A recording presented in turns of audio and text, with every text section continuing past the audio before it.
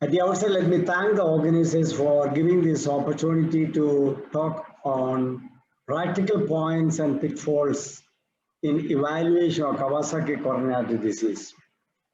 The Science in Education for Coronary Artery Lesion, which really promotes research and support for KD criteria. And it is certainly a commitment and communication to your KD patients, and it is easier to perform coronary artery echo. Kawasaki disease is an acute self-limiting systemic vasculitis syndrome. Past 54 to 55 years, people were on research in various aspects of Kawasaki disease, but still the etiology remains unclear. But the epidemiological observation suggests that if there is a substantial genetic contribution to disease susceptibility. And the recent data suggests that even from Japanese Circulation Society, they published that the cases are increasing. Annual incidence is increasing, 359 per 100,000 children less than 4 years of age. This increase is not because of the awareness in detection, but I say that even this SARS-CoV-2 pandemic, really it's a triggering agent and producing Kawasaki-like illness, and we are diagnosing as KD. Some of the eminent scientists and the cardiologists we cannot forget. Professor Sumoto Saji is no more now. This is my classmate, Dr. Leminthai, Dr. Takahashi. We were in the 10th IKDs in Kyoto in 2012 in Japan. And he encountered a death of an infant who suffered from the rupture of coronary artery aneurysm in 80. But later, in 85, he saved a child complicated by acute myocardial infarction, utilizing percutaneous coronary revascularization. I think that he introduced PTCR in 1985. And we cannot forget this great legend, Dr. Naoye. He did the first pathological study in 1972. And of course, Professor Kato, no one can forget this great man. He did a lot of studies, very interesting studies, even low dose and high dose aspirin studies, I remember. And I was sharing with a puzzle cube, health education cube for Dr. Tomisaka Kawasaki. He published, everyone knows that 50 cases. At the age of 40, he published, and he passed away in June 5th, 2020. And I met him last in 2018 in Yokohama IKDS meeting. And Kawasaki Disease Foundation of India started in 2010 with great encouragement from my mentor, Professor Hangji Lu. He himself came to India and inaugurated and started this foundation in India in 2010. Now, in 2018, he started an Indian Society for Kawasaki disease. Everyone can go into this website and join as a member also. It's a wonderful website we created. The development of coronary artery aneurysm is one of the most decremental sequelae of the KD. Chapel Hill classification suggests that it's a small and medium-sized arteries are involved in KD, but look at this. Even large arch of aorta also can involve. So the large vessels also can involve. Sometimes you think that axillary lymphadenopathy, but no, this is axillary aneurysm. That is the reason you people should examine from head to toe in Kawasaki disease. I cannot forget this little child, a 4-year-old Taiwanese child. He was a case of Kawasaki coronary artery disease. He had myocardial infarction 2 times, and we have decided coronary artery bypass graft and with gastroepiploic artery and internal mammary artery. But he couldn't thrive, and finally he got a transplant from a 16-year-old boy who died in a car accident in Taiwan highway, and we did a successful transplantation. But he stayed 20 days of ICU and he died. And I could able to attend his funeral, and I promised the parents through a short prayer and said that God will give another child. And after 15 months, they called me to see this little child. The face is exactly similar to the Chachin. Now he is a 19-year-old boy. Last time when I came to Taipei, I could able to meet that person. Because of that family, I could able to do some research and regarding the etiology part, and we could able to establish they exactly mimic the KD, and we reproduced the aneurysm in the lady in the piglet echo, and we published in 2004 in pediatric research. And this is the mechanism of immune complex mediated vasculitis, and the histopathology in the animal model exactly same. And the single layer intima you can see here. Here the intimal thickening you can see. This is the normal intima media and adventitia. Here intima and media proliferation and edematous changes in the media and the smooth muscle proliferation in the vertical direction. And after 40 days of whole serum injection, we could able to demonstrate the fibrosis and intramural thrombosis and whatever the etiology behind, whether bacterial or a dust mite or a fungal or a wind blows or whatever it is, it will produce a immune complex, circulating immune complex, and that damage the intima. The intimal proliferation can detect now with the recent modalities of investigation like intravenous ultrasound or MRI and spiral, and now the OCT for older children, it is really helpful, and that is the high resolution intracoronary imaging modality. And the AHA published in 2014, they found that KD angiography was normal, but they could able to detect many changes happening in the intima by OCT. And the intima and lumen cross-sectional area ratio more than 0.4, they consider as intimal thickening. And even they could able to identify thrombus calcification and neovascularization. I don't want to describe more, but I just want to show the intimal thickening. It is possible. And by echo, if you can do a zoom in 4 times and clearly if you see, there is a parallel thin hyperechoic area. This is a hyperechoic area, but here less hyperechoic area. And figuratively, I showed the picture like this, and that is the thickening of the intima is 0.7 mm. Of course, this is a significant intimal thickening because the child came at the 10th day of KD, and that is the day we diagnosed and not treated. So you know that histopathology change will happen. 6 to 8 days, the arthritis can occur. So if you can closely watch, you can see the intimal thickening. If I see intimal thickening, I used to take a measurement, the leading edge to leading edge, but the just behind the intimal thickening I used to take. So the coronary cardiac consequences, the recent publication from the JCS, they found that the cardiac complications are decreasing. I used to tell to my colleagues and teachers that nowadays I am not seeing any myocardial infarction in our emergency department. So definitely it is decreasing, but at the same time, they found that the non-responders to IVIG is increasing, incomplete KD also increasing. Look at this, below 30 days, it started in 97, it was 20. Now with 17 to 18, it's become 9.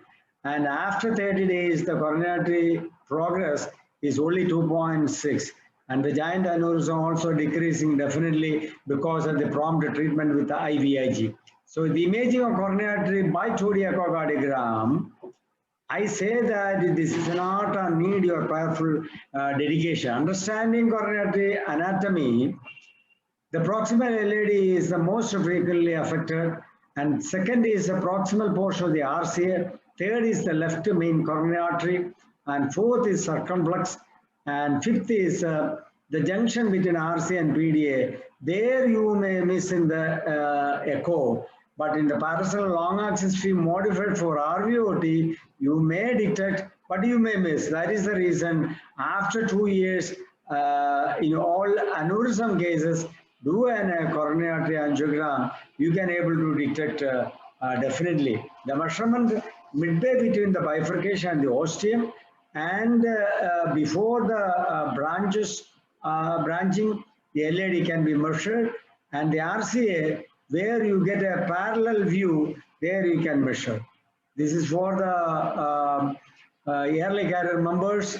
I just want to show that this is a fusiform aneurysm, and saccular in axial and lateral diameter is equal. We call it as the saccular type. The importance is the fusiform aneurysm will resolve faster, and saccular aneurysm is a bit later. The less than 4 is small, 5 to 8 is medium, and giant is more than 8 mm. This you can take the screenshot because I don't have time to explain. But in a simple form, I made it into another slide. Normal is less than 2 CSO, ectasia 2.0 to 2.5, small is 2.5 to 5, less than 5, and large is more than 5 up to 9.9. But I divided in between 5 to 7, I consider as a medium. Because you know why? Above 7 only I used to put clopidogrel along with aspirin or dipyridamole. So another add-on antiplatelet I suggest more than 7, less than 10. If it is more than 10, definitely anticoagulant with antiplatelet. There are different positions in coronary echocardiogram I suggest. If the child is playful and not irritable, even in a sitting and supine or a semi-decubited position, even right lateral position for RCA. This is the right lateral position. Very clearly, you can demonstrate the RCA. So I recommended 7 modules, and I created for the Indian Echocardiography Society. The 7 modules I suggest for the early career members to train to detect the coronary artery. This is a module 1 is a simple short axis view. Everyone knows 10 o'clock and 4 o'clock position. 10 o'clock is RCA, 4 o'clock is LMCA. Even the little modified, you can see LAD and the coronary fossa, the white area, hyperechoic area, is nothing but coronary fossa, that is epicardial fat. Even in a moving clip, you can clearly notice the RCA. If you freeze it, sometimes it is not possible. So you should be trained. Even in the moving clip, you can identify the intimal irregularities, thickening, and the coronary artery, whether it is normal or not.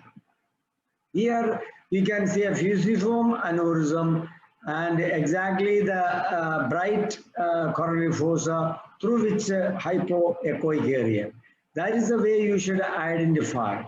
This is the high short axis view. There you can see a 3-vessel view, PA, AO, and SVC. And between the PA and AO junction, you can see a bright hyperechoic area coronary fossa, that is epicardial fat, through which a linear hypoechoic area, that is the coronary artery. Here the entire LAD become fusiform, huge aneurysm case, more than 12 mm by measurement. That high short axis view means I call it as a footprint view. If you draw imaginary view, it is a foot. The great thumb toe is a PA, second toe is AO, SVC, like that. So here you can identify the great vessels, PA confluency, alternative view for PDA measurement, and LAD branches. Look at this. The entire RPA you can measure. 3.5 centimeter you can measure. This is the 3-vessel view. Very nicely, the entire LAD you can visualize. This is a fusiform aneurysm. And module 3 is nothing but parasol long axis view modified for RVOT and PA. There you can see the proximal portion of the LMCA and almost proximal and middle third of the LAD you can identify. Look at the same view. I am showing a fusiform aneurysm modified for RVOT. Very nicely you can modify. Now, demonstrating the posterior descending artery. Modified view for the coronary sinus, and then look at this.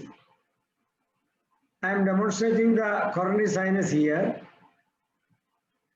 and then at the level of coronary sinus, of course, this is the posterior interventricular septum through which the posterior the descending artery is going. So even PDA can be identified. Module 5 is the apical four-chamber view modified for RCA and LAD from the AO. You can modify and see.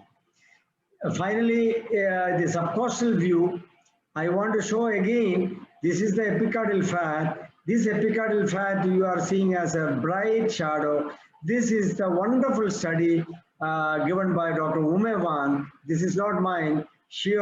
Mada only taught me this wonderful flu. And because many people overlapping with the LA appendage, etc. So Madam said very clearly, this echogenic area you should identify, and through which hypoechoic area passing, that is nothing but coronary arteries. Then you may never miss, you never overlap with the other shadows. So this is nothing but epicardial fat you are seeing as a hyperechoic area through which hypoechoic area. Look at this, the modified view for the RVOT in the subcostal, and this angle you are showing the hyperechoic area through which you can show short axis, cross section of the LAD I am demonstrating. So in short, pitfalls in evaluation of coronary artery, the echocardiography may falsely judge left atrial appendage. Solution is request you to trace the coronary fossa and you identify the coronary artery. If you still have a diet, you go for modified views, and if you do not rely only on one view, evaluate coronary artery in all possible views. Pitfall 2, coronary artery is not traceable. Sometimes my fellows used to say. I say if coronary artery is not traceable, even with a modified view, nothing to worry. You report as normal coronary arteries. If coronary artery is dilated, definitely you will see coronary artery is dilated. Pitfall 3, with the fever, if you see a coronary artery, you may diagnose ectasia, so that appropriate antipyretics should be given and make afebrile, then you do. Pitfall 4 is if you measure at the ostia of the coronary artery, you may diagnose ectasia. So the measure, I already mentioned, either 5 mm away from the ostium or midway between the bifurcation and the ostium. That is the wonderful way to measure. So the module 7 is reporting coronary artery echo. You can take a screenshot. This all should be included in your report. This is the area in southern part of India, in Karnataka.